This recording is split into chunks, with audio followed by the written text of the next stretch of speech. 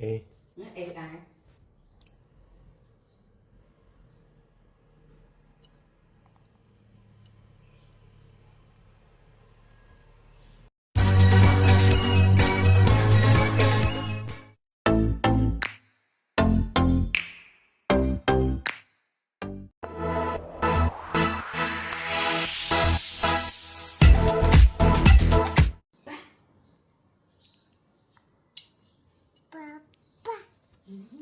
Papa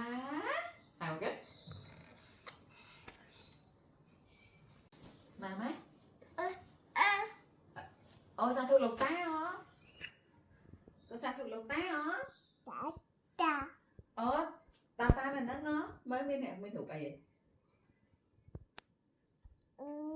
khơi nhé mà bà của bà mới mới ba ông ơi ta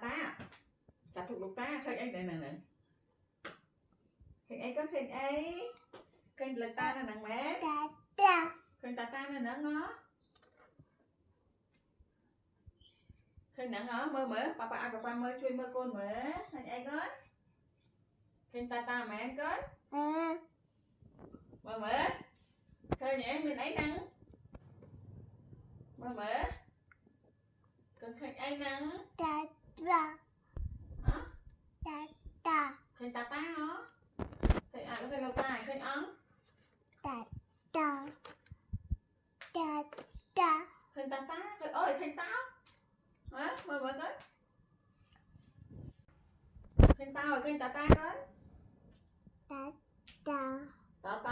khơi táo nè ba cháu con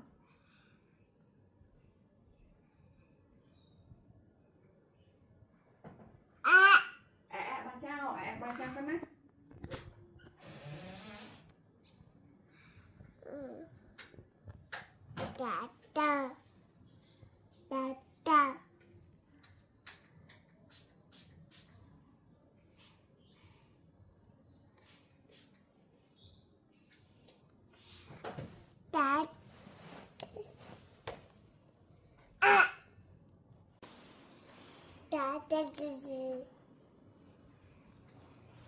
Da